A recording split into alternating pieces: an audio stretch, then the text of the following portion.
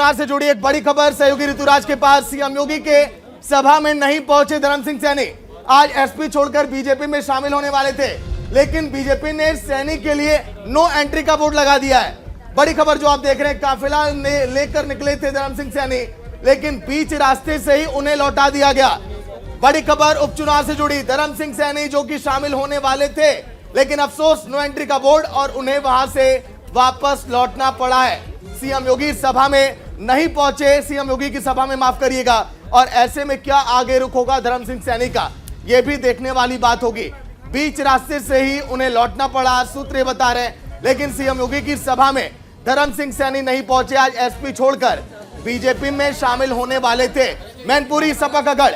ऐसे में धर्म सिंह सैनी अगर बीजेपी में शामिल होते तो शायद हो सकता है कुछ बेहतर हासिल होता बीजेपी को। लेकिन आगे अब क्या स्टैंड होगा बीजेपी का, सपा क्या करेगी, यह भी देखने वाली बात होगी।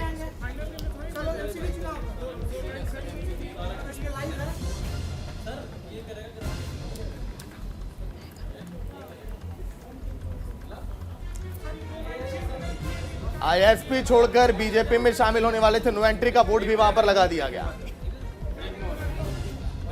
चलिए चारुल।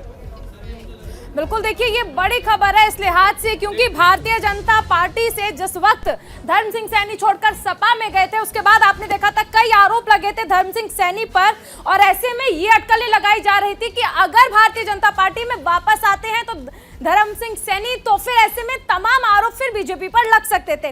फिलहाल ये कहा गया कि बीच रास्ते से ही उन्हें वापस लौटा दिया गया और शामली से वापस आ गए धर्मपाल सिंह सैनी। हमारे साथ सहयोगी नीरज जुड़ रहे हैं। नीरज, देखिए सबसे अहम चीज, बीजेपी ने नो एंट्री का बोर्ड लगा दिया है कि पहले आप बीजेपी में थे, फिर सपा में गए, फिर आरोप लगे, लेकिन अब वापस आपकी एंट्री नहीं होगी। जी बिल्कुल, देखिए उत्तर प्रदेश का जो उपचुनाव हो रहा है उसमें शह मात का खेल सपा और बीजेपी के बीच में लगातार जारी है। आज एक बड़ी खबर निकलकर सामने आई थी कि धर्म सिंह सैनी जो कि पूर्व आयुष मंत्री थे, वो एक बार फिर से साइकिल की सवारी छोड़कर भारतीय जनता पार्टी एक बार फिर से ज्वाइन करने जा रहे हैं। धर्म सिंह सैनी इसके पहले बसपा में रहे, फिर भाजपा में आए, फिर चुनाव से ठीक पहले उन्होंने बीजेपी को झटका दिया और वो समाजवादी पार्टी में शामिल हो गए। और आज 312 दिन बाद एक बार फिर से उनके हाथ में कमल का फूल दिखने वाला था, लेकिन कहा जा रहा है कुछ टेक्निकल समस्या आ गई कि आयुष मामलों की कुछ जांच चल रही है गंभीरता से, और ये आयुष मंत्री थे उस वक्त, और इसीलिए शायद बीजेपी नहीं चाहती कि चुनाव से ठीक पहले उसके दामन पर कोई दाग लगे, कोई उसके ऊपर आरोप लगे।